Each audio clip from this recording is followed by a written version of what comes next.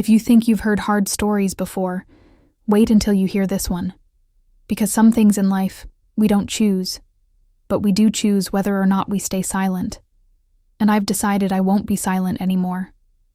This is the raw, unfiltered truth of my childhood, told by me, the one who survived it. Stay with me. I have something you need to hear. My name is Margaret Walker, and I'm 77 years old today. I'm sitting on the front porch of my little wooden house in the hills of eastern Kentucky. The sun is setting behind the trees, and everything is bathed in that golden light that makes even the rust on the mailbox look beautiful. There's a gentle breeze carrying the scent of damp earth and wildflowers. Somewhere in the distance, I hear a screen door slam, a dog bark, and the sound of cicadas just beginning to sing. It's peaceful now. But this same porch, this same land, it once held a silence that didn't feel like peace. It felt like fear. I grew up not far from here, just a few miles down the road, in a smaller house, next to a field full of blackberry bushes and old oak trees. My father died when I was 8 in a sawmill accident. I still remember the way he smelled when he came home from work: sweat, wood dust, and pipe tobacco. I remember his hands, rough but gentle. When he died, the world changed. My mother was left with 2 kids and no help. She did what she had to. Cleaned houses, sewed clothes, worked at the church bake sales just to make ends meet. She was strong, but lonely. That's when he came along. Thomas McAllister, a man who showed up at church wearing clean boots and a pressed flannel shirt. People said he was a good man, a mechanic who had worked up north, come back home to settle down. He seemed kind, quiet, helpful. To my mother, he was a chance at stability. To me, he became a shadow that stole my childhood. At first, he was polite. Brought groceries, fixed the leaky roof, complimented my mother's cooking. Everyone in town liked him. But when he looked at me, there was something in his eyes I didn't understand at the time. I was just a little girl. I thought I was imagining it. But I wasn't. One afternoon, Mama was at work. My little brother was out back throwing rocks in the creek. I was in my room, lying on the floor, reading an old school book. That's when the door creaked open. He walked in without knocking, didn't say a word, just stood there. I didn't move. I didn't breathe. He came closer. The air around me changed. Thick, heavy, wrong. He knelt beside me. I smelled motor, oil and sweat on his shirt. His hand brushed the back of my neck and he whispered, "You're real quiet. That's a good thing." That was the first time I felt real fear. Not the kind you get from thunderstorms or nightmares. The kind that wraps itself around your throat and doesn't let go. After that, everything was different. And it wasn't just one time. It kept happening. Quietly. Carefully. Always when Mama wasn't home. Always when no one else was around. Tried to tell her once. We were in the kitchen. She was peeling potatoes. My hands were shaking. I said, "Mama, he makes me uncomfortable."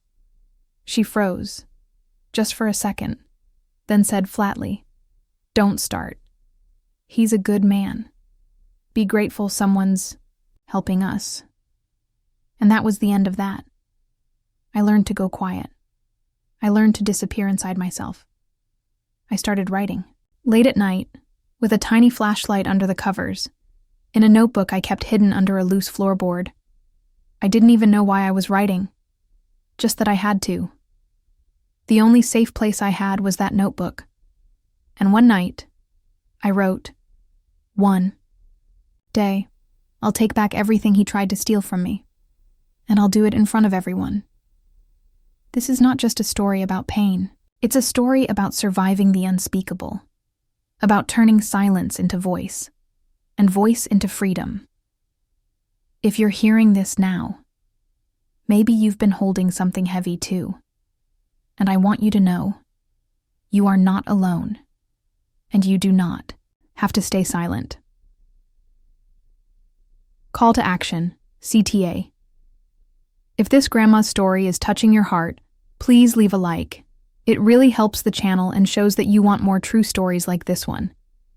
Subscribe and hit the bell so you won't miss the next stories coming soon. And if you know someone who needs to hear something like this, share it. Sometimes a simple story can change someone's whole day. Thank you for being here and listening with your heart. After that night, I wrote, "One day, I'll take back everything he tried to steal from me, and I'll do it in front of everyone." Something shifted inside me. I was still just 10 years old, but I felt like I had aged 10 years overnight. At school, the teachers called me quiet little Margaret. They said I was polite, well-behaved, bright. What they didn't know was that I went to sleep every night with my heart pounding, terrified that I'd hear the floor creak outside my door. What they didn't see was how I flinched every time someone stood too close. I became good at pretending. I smiled when I wanted to scream. I said, "I'm fine," when all I wanted was for someone to notice I wasn't. I started avoiding being home alone. I offered to help Mrs. Branson with her laundry, spent more time outside with my little brother, volunteered to help the librarian shelve books after school, but I couldn't escape him forever. He always found moments, little windows, of time when Mama was gone, and it was just me and him in that creaky old house. He never shouted. He never hit. But every time he stepped into a room alone with me, I felt like I disappeared a little more. I told myself to be invisible, to fold myself so small he couldn't see me. But he always did. One night I tried again to tell Mama. We were in the kitchen. She was peeling potatoes. I had my hands in the sink, pretending to wash dishes. I said, "Mama, something's not right with Mr. McAllister." She stopped, just for a second, then kept peeling and said, "Don't start with that. He helps us. Be thankful." And that was the end of that conversation. After that, I stopped trying to talk, but I didn't stop writing. I filled those pages with everything I saw, everything I felt. Dates, times, exact words he said, what he wore, who was home, how my body reacted, how I disappeared behind my own skin. It wasn't just a diary anymore. It became a record, my secret evidence, my voice when I didn't have one. I hid those notebooks under the loose floorboard in my closet. Every night before bed, I would reach under there and add a few more lines. And then one day, something changed again. He came home early from the garage. I was standing at the sink, washing dishes. He walked in and stood behind me. I didn't turn around, but I felt him. Then he said in a low voice, "You've been acting different. Think you're smart now?" He grabbed my wrist. Hard. But this time I didn't cower, I didn't cry. I turned, looked him dead in the eye, and said, "You don't control me anymore. I'm not that little girl." He froze, let go, and for the first time, I saw fear in him. That night, I wrote for 2 hours straight. Not from fear, but from fire. The next morning I walked the dirt, rode into town, and stepped into the sheriff's office. That's where I met Deputy James Holloway. He was new, young. They said he came from Lexington and didn't take bribes or look the other way. He sat me down. Didn't interrupt, didn't rush me. And I told him part of the truth. Not all of it. Not yet. But enough. Enough for him to say, "Whenever you're ready, I'm here. You're not alone." And that That was the first time in years I felt like someone actually saw me. After that first meeting with Deputy Holloway, something inside me started to wake up. I still felt fear. Of course I did. But it wasn't the kind that froze me in place anymore. It was the kind that made me sharper, more aware. I kept writing. But now, it wasn't just about feelings. I started writing down facts like a witness. Not a scared girl anymore. A girl collecting truth. I'd write the date, the time, what he said, where he stood, how close he got, what expression he made. Every notebook felt like a brick in the foundation of something solid, something that could hold me up when I finally spoke out loud. I started hiding them better, too. I put them in a small metal lunchbox I found in the shed, wrapped it in an old pillowcase, buried it under the woodpile behind our house. That box. That was my secret weapon, my shield, and Thomas McAllister. He started to notice. It wasn't what I said. I still barely spoke to him. But I no longer looked away. I didn't flinch. I didn't avoid him like I used to, and that unsettled him. One night, I was sitting at the table doing homework. He walked in, leaned on the doorway, and stared at me.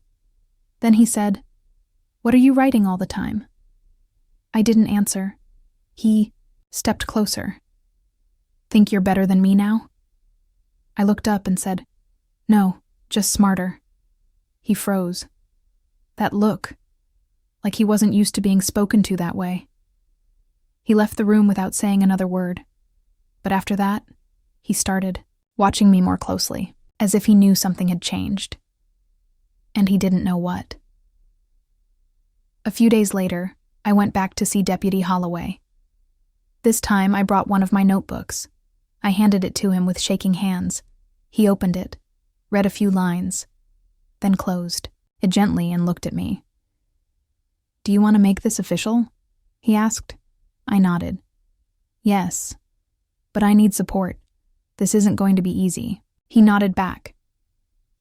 "You're not alone anymore, Margaret. We'll take it one step at a time. But you're not alone." That night, I slept better than I had in years. The fear was still there, but something stronger was growing beside it. Conviction. Not long after, a woman came to our town. She wasn't from around here. You could tell by the way she walked, by how she carried herself. Her name was Agent Caroline Fisher. She was with the state's Division of Family and Child Services. She wore a long coat, glasses, and had a calm, steady voice. She met me in a small back room at the courthouse. It smelled like dust and coffee. We sat across from each other at a wooden table. She said, "Deputy Holloway told me about you. You don't have to speak until you're ready. But when you do, I'll be here." I looked at her for a long time, then reached into my bag and pulled out 3 notebooks. I set them on the table. She opened the first one, read in silence, then closed it and looked at me, not with pity, but with respect. "You've got strength, Margaret," she said, "and you've already done the hardest part. You documented your truth. Now let's make sure it gets heard." When I walked out of that courthouse, the sun was warm on my skin.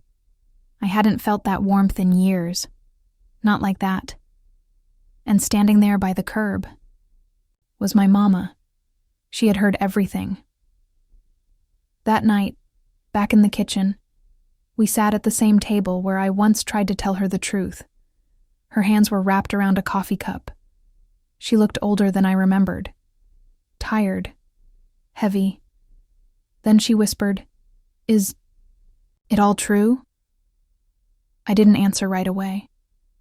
I looked her in the eyes and said, "Yes, Mama. It's all true. And I think you knew. Maybe not with words, but you felt it. You just didn't want to believe it." She broke, put her face in her hands and cried like I'd never seen her cry. "I was scared," she said, "scared to be alone, scared no one would believe me, scared to lose the little help we had. I didn't cry. I just sat with her. Then I said, "Your fear cost me my childhood. But I'm not scared anymore. And if you want to fix anything, start by standing beside me now." She didn't speak. But the next morning, there was a cup of hot coffee waiting for me when I woke up. That was her answer. I went to see Deputy Holloway one more time. I told him, "I'm ready to tell the town, not just the investigators, everyone." He blinked. "That's a big step. You sure?" "Yes." He thrived because no one spoke. He needs to hear the truth in the place he thought he'd never be touched. Deputy Holloway nodded. "Then we'll do this your way, but it won't be easy." "I'm not expecting easy," I said. "Just honest." The day of the town meeting came quicker than I expected. They scheduled it for a Thursday evening at the Green Hollow Community Hall, a wide old building that had once been a barn, then a voting center, and now served mostly as a place for bake sales and zoning disputes. Officially, the meeting was about community safety and local resource allocation, but everyone in that room, me, Deputy Holloway, Agent Fisher, my mother, we all knew it would be something much bigger. I spent the day before preparing in silence. I pulled out my oldest notebook, read through it slowly, touched the pages I had written with shaking hands as a little girl. It felt like I was holding her again, the version of me who never thought anyone would listen. I didn't rehearse. I didn't need to, because the truth lives inside you when it's real. It doesn't need memorization, just courage. That afternoon, I put on a plain navy blue dress and a soft shawl, not to look strong, but to feel like myself.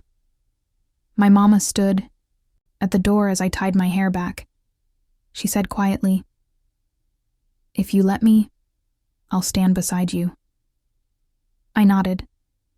The community hall was already half full when we arrived.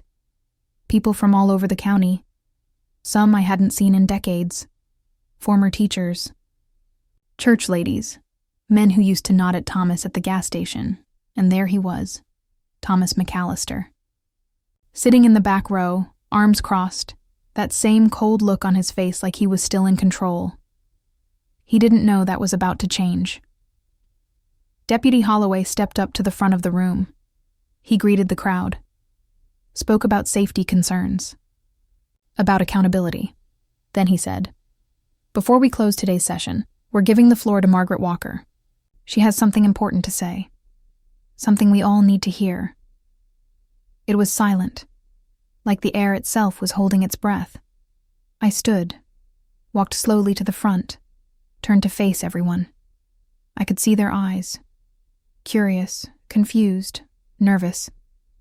Then I said, "My name is Margaret Walker, and I've lived in this town most of my life. I went to school here, attended church here. Many of you know me, or at least you thought you did." My voice was calm, but it didn't shake. For over 60 years, I've carried something inside me, something no child should ever have to carry, and I kept silent, because I was afraid no one would believe me, because when I tried to speak up, I was told to be grateful, to hush, to not make trouble. I looked toward the back of the room, straight at Thomas McAllister, the man many of you saw as helpful, as respectful, was not that in my home. In my home, he was something else, something darker. Gasps, whispers, chairs, creaking as people shifted uncomfortably. Thomas stood up. "This is nonsense," he shouted. "She's lying!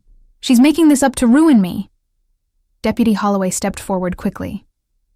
"Sit down, sir. You speak again, you're out." Thomas stared at him, then slowly sat. I continued. "I have journals, years of notes, documented days, words, actions, not memories, records, proof. I gave them to the authorities." Agent Fisher stood and held up a folder. "This case is officially under state review," she said, "and the investigation is active." There was a wave of murmurs, then silence again. I looked at the faces in that room, some full of shock, others full of pain, a few full of guilt. When I was a child, I needed someone to believe me. No one did. So I believed myself, and I wrote it all down, because someday I knew I'd have to say it out loud. From the corner of the room, an older woman stood, Miss Harriet, the former librarian. "I remember how quiet you were," she said softly. "I always wondered why."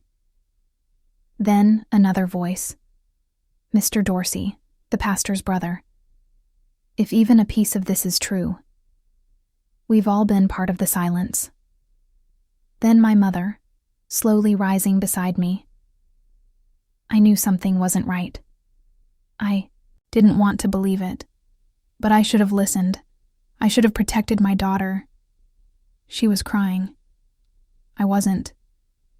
Because this time, I didn't need to cry. I was standing in my truth. Deputy Holloway stepped forward. "The testimony you've heard tonight will be officially added to the case record. We will follow this through, wherever it leads." Then I said, "He doesn't scare me anymore. And if anyone else here is holding something, I would know this. You're not alone. You're not dirty. You're not broken. And you don't have to keep it inside forever." The room didn't clap. There was no applause. But the stillness was respect. When I stepped down, my knees were shaking. But I felt taller than I ever had in my life. Outside, the sky was turning pink. And for the first time in decades, I felt like the air belonged to me. After that town meeting, nothing looked different, but everything had changed. The streets of Green Hollow were just as dusty. The grocery store shelves still held the same old brands. The gas station still smelled of diesel and chewing tobacco. But the way people looked at me, that was different. Some nodded respectfully. Some avoided eye contact altogether. A few offered soft, "How you holding up, Margaret?" Others crossed to the other side of the sidewalk. But I walked with my head high. Not proud, not arrogant, just free. Deputy Holloway stopped by the next morning.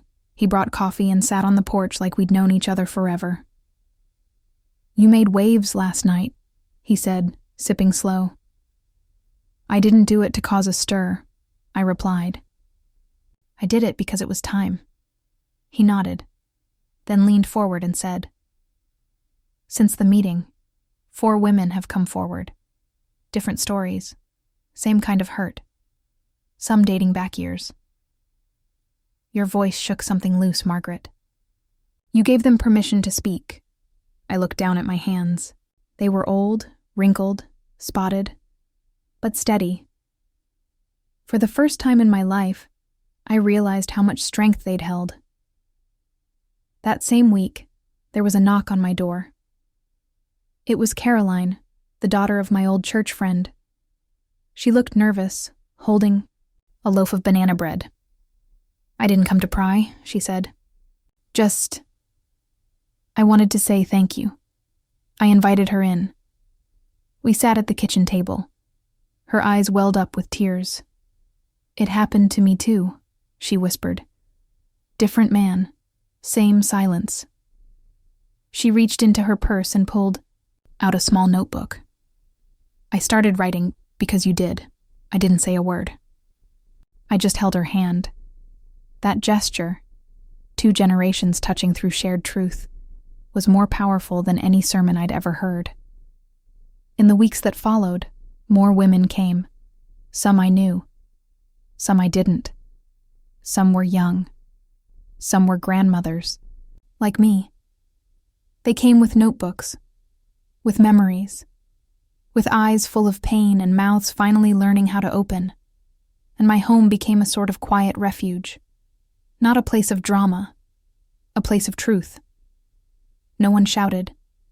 No one judged. We just listened. And when needed, we cried together. Thomas McAllister stopped showing up around town. They said he'd been called to speak with state investigators in Lexington. I didn't care about the details. What mattered was this: he no longer looked untouchable.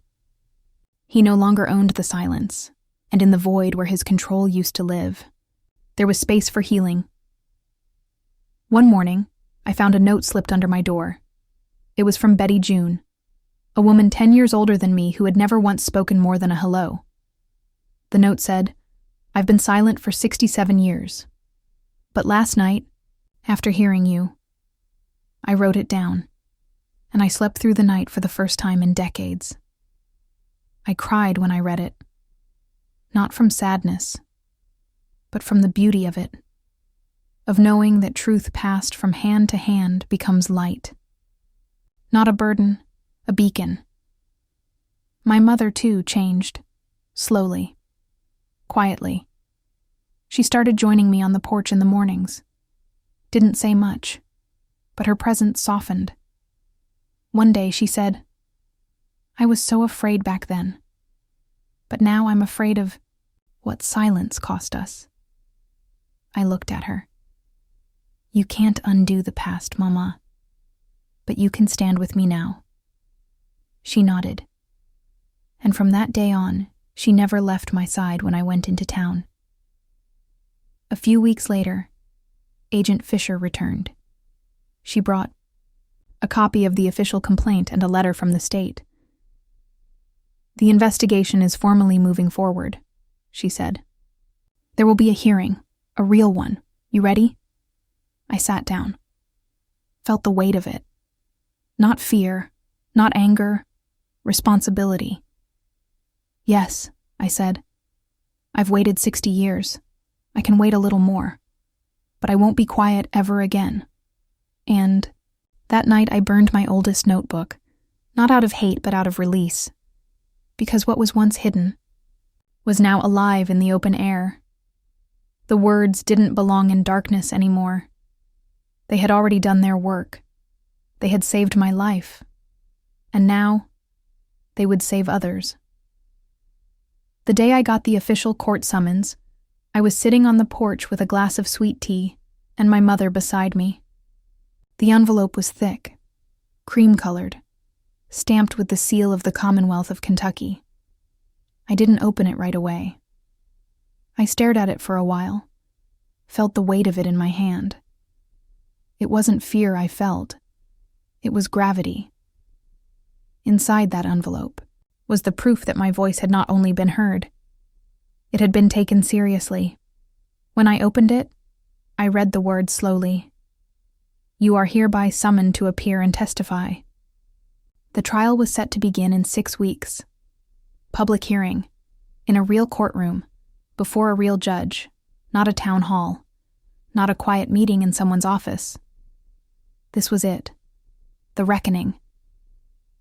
In the days that followed, I found myself walking differently. Not faster, not louder, but steadier. Every step I took down the gravel roads of Green Hollow felt grounded. Every look I met, whether kind or cold, no longer pierced me, because I was no longer walking as someone afraid. I was walking as someone who had faced the worst and lived. I started preparing my testimony. Agent Fisher came over twice a week. She'd sit with me at the kitchen table while we went over every document, every page of my notebooks. "You don't have to memorize anything," she said.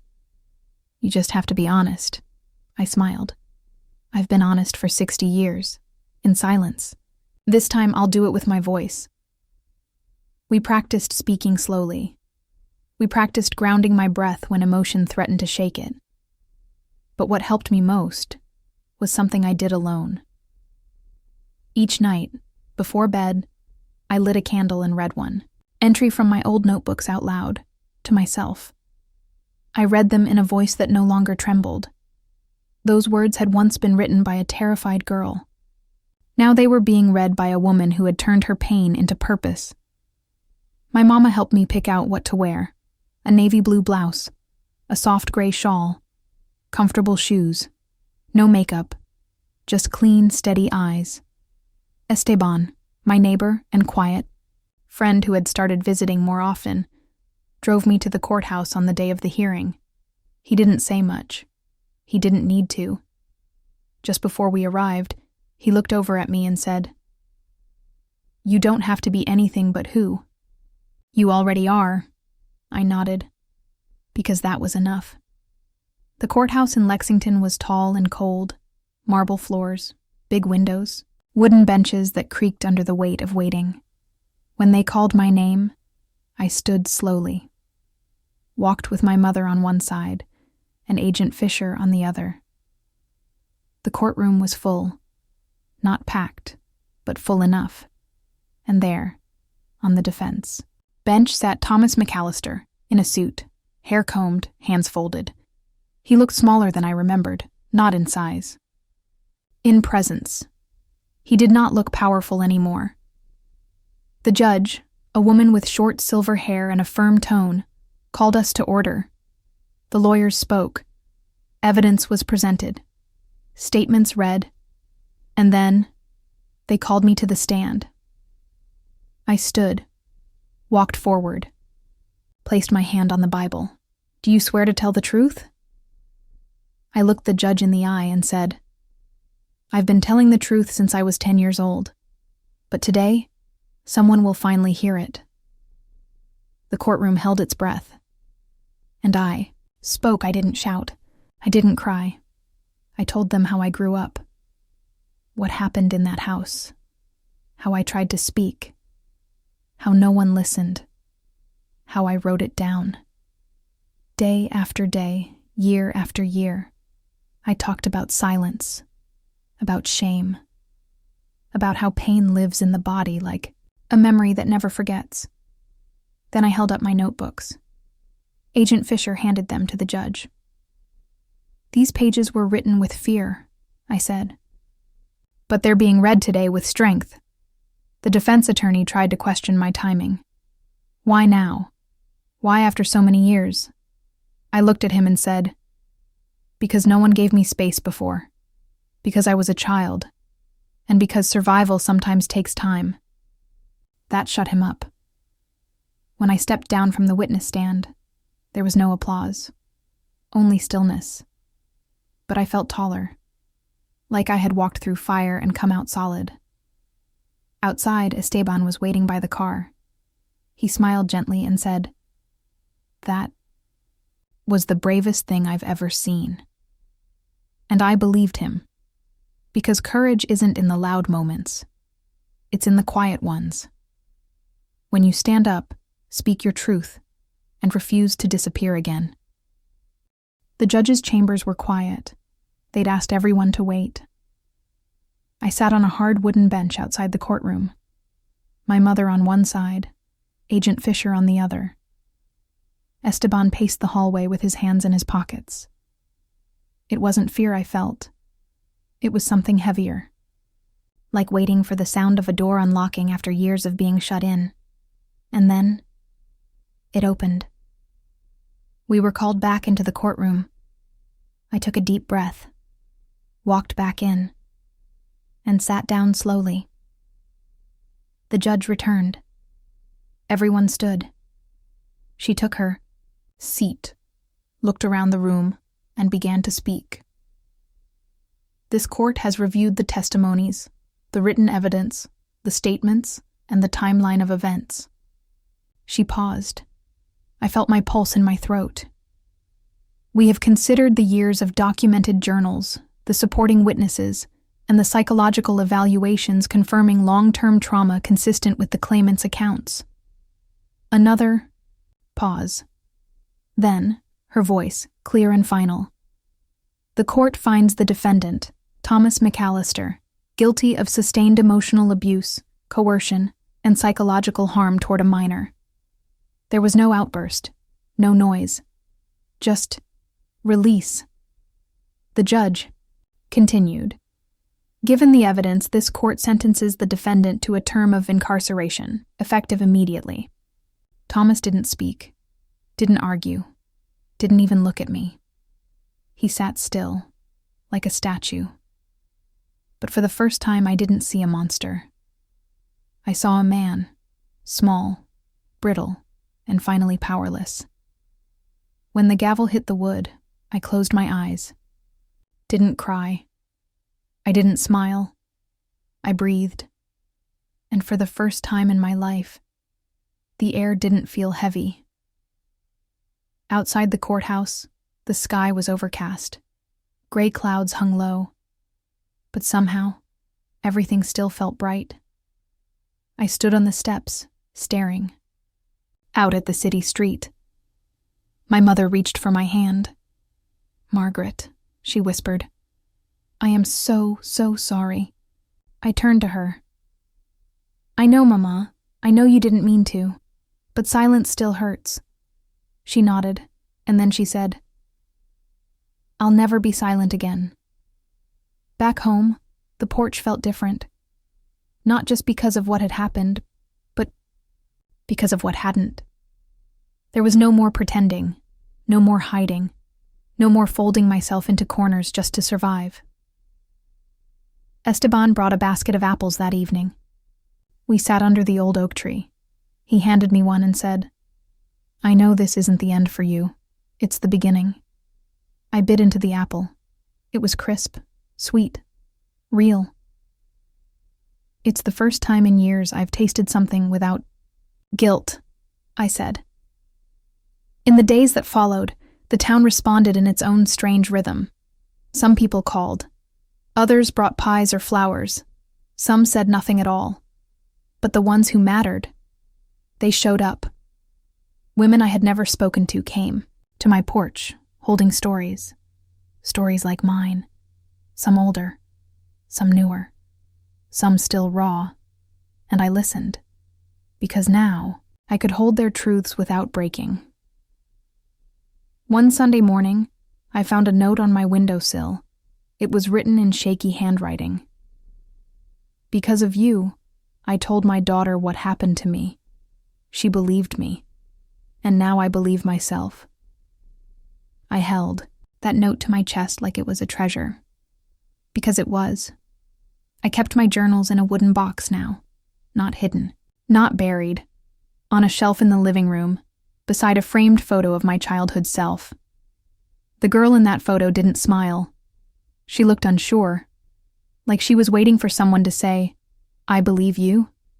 So I said it, out loud. "I believe you, Margaret. You made it." And just like that, the girl in the picture didn't look so lost anymore. People ask me sometimes if I regret speaking up so late, if I wish I'd done it sooner. And here's what I tell them. The truth doesn't rot. It waits. And when you're ready, it becomes the bridge back to yourself. I didn't destroy a man that day in court. I reclaimed a woman. The woman I had always been beneath the silence.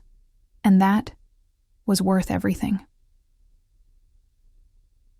The days after the trial were quiet. Not empty, not numb, just calm. And for a woman who had lived most of her life with fear as a house guest, calm felt like a miracle. I'd wake up before sunrise, let the kettle whistle, sit by the window with a cup of black coffee and watch the sky turn colors. It was the same sky as before, but now it felt like it belonged to me. My mother stayed with me for a while after the hearing. She didn't say much, but her silence had changed. It was no longer avoidance, it was presence. She folded laundry next to me, chopped vegetables while I stirred the soup, put extra honey in my tea the way she used to when I was little. One morning, she left a note on my pillow. "Thank you for letting me stay. I don't deserve it, but I'm grateful." I folded it and tucked it into my journal, right beside the last entry I ever wrote about Thomas.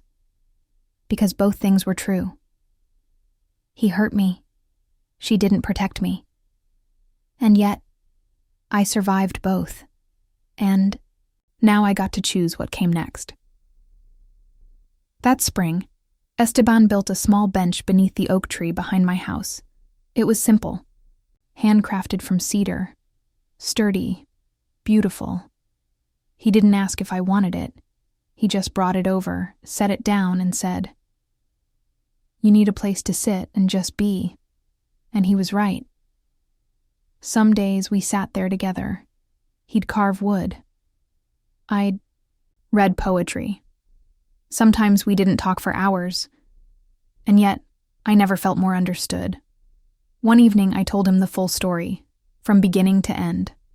Not with trembling, not with rage, with truth. When I finished, he didn't try to fix it. Didn't offer empty words. He just reached over, took my hand and said, "You don't have to carry this alone anymore. You never did, but now you never will." And for the first time in my life, I let a man hold part of my story without feeling smaller. We grew close, slowly. He never rushed me, never expected anything, just showed up, helped me hang laundry, fixed the old gutter on the roof, sat beside me when the news was too heavy. One day, while baking cornbread, I looked over and said, "You make me feel safe," and I didn't think that was possible. He just smiled and replied, "That's because you are safe now." My daughter Ellen started visiting more often. At first, she was unsure. I don't blame her. I hadn't always been the warmest mother. Pain builds walls you don't even know you're hiding behind. But now, I tried to open those doors. We'd sit on the porch with lemonade and talk about things we never had before. One afternoon, I told her my full truth, in my own words.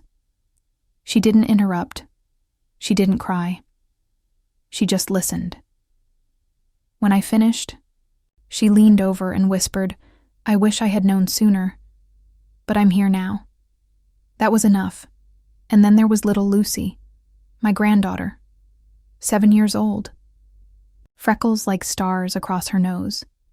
A laugh that sounded like wind chimes. She called me Nana Mags, ran barefoot through the grass, picked wildflowers and left them in a mason jar on my kitchen table. One morning, she curled up next to me on the bench and asked, "Nana, why do you smile when you're quiet?" I thought for a second. Because for a long time, I cried when I was quiet. Now I finally get to just be. She smiled big.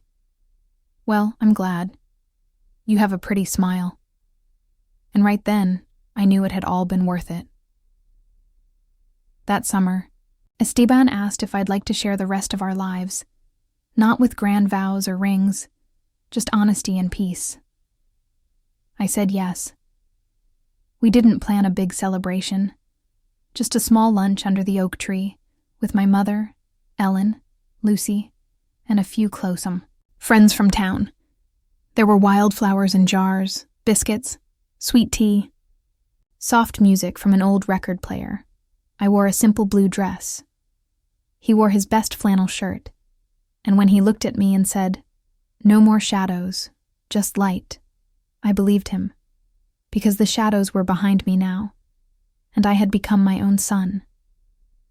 The older I get, the more I understand that peace doesn't arrive with fireworks. It comes like a quiet breeze through the window, soft, unnoticed at first. But once you feel it, you realize how heavy the air was before. Life in Green Hollow moved on, and so did I. But now, I moved with it, not beneath it. Esteban and I built a small garden in the backyard. Tomatoes, herbs, lavender, nothing fancy. Just enough to keep our hands in the earth and our minds in the present. Some mornings, I'd find him already out there before sunrise, pulling weeds, humming low to himself. I'd bring out 2 mugs of coffee, and we'd sit in the grass together, not saying much, and not needing to. That was the beauty of it. For years, I had lived under a storm cloud, and now I was learning to live in the quiet after the rain.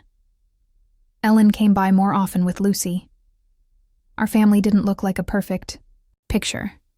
It wasn't spotless, but it was honest, and that honesty healed more than time ever could.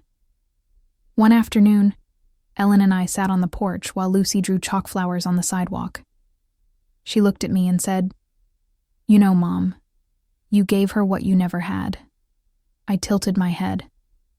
"What do you mean?" "You gave her a childhood where she knows she's safe, where her voice matters, where silence doesn't hide monsters." Her words hit me deep. Because she was right. Lucy would never have to write her pain in secret notebooks.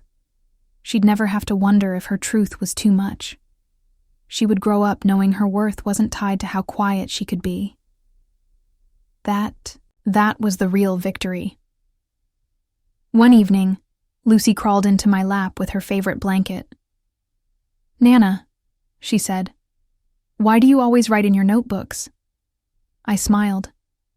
Because sometimes stories live inside us for a long time, and writing them down helps them come out. She thought for a moment. "Can I write mine too?" I kissed her forehead. "You can write anything you want, sweetheart. Your story matters." She ran off to get her own little notebook, covered in glitter and stickers, and I watched her from the window, scribbling down her thoughts with joy. Tears welled in my eyes. Not from pain, from pride, because my granddaughter would never inherit my silence. She would inherit my strength. Esteban and I spent our days slow and full. We went to the farmer's market on Saturdays, made peach cobbler on Sundays, listened to old blues records while dancing barefoot in the living room. There were no grand gestures, just the comfort of being seen, and still chosen. And for someone like me, who had once been invisible in her own home, that meant everything. Kept receiving letters. One from a woman in Tennessee who said, "Your story gave me the courage to tell mine to my husband after 30 years. Another from California. "I played your words for my daughter. Now she's ready to speak." And I realized my story wasn't just mine anymore. It had become part of something bigger. A chain of voices rising from the ashes. A quilt of truth, stitched together by women who refused to stay broken. On my 77th birthday, we held a small picnic under the oak tree. Ellen made lemon pie. Lucy brought a handful of daisies and a card that said, "To the bravest Nana in the world," I cried. But not from grief, not from regret, from love. From knowing that after all I'd lost, I had built a life worth living, not just surviving. Later. That night after everyone had gone, I sat in my rocker by the window. The moon was full. The house smelled of cinnamon and lavender, and I wrote one more letter, not to anyone else, to myself, to the little girl inside me who had once whispered into the dark. "One day someone will hear me." I wrote, "They heard you, sweetheart, and they believed you. And now, your voice is helping others believe too." Then I folded that letter, slipped it into the back of my very first notebook, and placed it back on the shelf. Not to hide it, but to honor it. Because I was no longer afraid of my story. It had become my legacy. I'm 77 years old now. And as I sit on this old wooden porch, wrapped in my shawl, with the evening breeze brushing my cheek and the sun melting into the hills of Green Hollow, I think to myself, I didn't just survive, I reclaimed my life. For a long time, I believed that my past defined me. That the worst things that ever happened to me would always have the loudest voice in the room. But now I know better. My story wasn't about pain, it was about rising, over and over again, even when no one clapped, even when no one noticed. Even when the world said, "Stay quiet." People often ask me, "Do you feel proud?" And the answer is yes. But not for standing in a courtroom, or speaking to a town, or filling notebooks with truths. I'm proud that I still choose kindness. That I can love deeply without apology. That I raised a daughter who listens, and a granddaughter who laughs freely. I'm proud that, despite everything, I never stopped hoping, and I never stopped writing. If you're listening to my story, If you've made it all the way here, I want to say something just for you. You are not what happened to you. You are what you do with it. Maybe you haven't spoken yet. Maybe your voice still trembles. Maybe you still sleep with the weight of things no one knows. But I need you to hear me. Not as a grandmother, not as a survivor, but as a woman who's been where you are. You are not alone. You never were. You never have to be again. We were. Taught to be polite. To keep the peace. To hide the bruise. To smile through the ache. But I am telling you, from the deepest part of my healed soul, that silence was never strength. Your voice is. You don't need a courtroom. You don't need a stage. You don't need to shout from rooftops. Sometimes bravery is just whispering your truth to the mirror, to a page, to someone who listens and believes. And if no one has believed you yet, then let me be the first. I believe you. I believe in you. And you are not broken. You are becoming. These days, I spend my time growing flowers, baking cobblers, and writing letters to women I'll never meet, hoping they'll read my words and feel just a little less alone. My house is small. My hair is silver. My bones ache more than they used to. But inside I am strong, rooted, peaceful, because I no longer carry shame. I carry stories. And stories, when told with truth, become bridges. If you take anything from my journey, let it be this. Surviving is the first step. Speaking is the second. But living, truly living, is the real freedom. You don't owe the world your pain, but you owe yourself peace. And if I, after all these years, can find it, so can you. My name is Margaret Walker. I was once a girl with secrets locked in her chest. I was once a woman who whispered her truth into a pillow at night. Today, I am neither of those things. Today, I am free. Thank you, truly, Ryan, for hearing me, for not looking away, for walking beside me, even in silence. If this story has stirred something in you, if it reminded you of your own hidden truth, then let it be a beginning, not an end. Tell someone. Write it down. Breathe it out. Whatever you do, don't keep it buried. Because your story matters. Your healing matters. You matter. And if you ever forget how brave you are, come sit here on this porch with me. The kettle's on, the notebook's open, and the sky is still wide. We'll write together. One word at a time.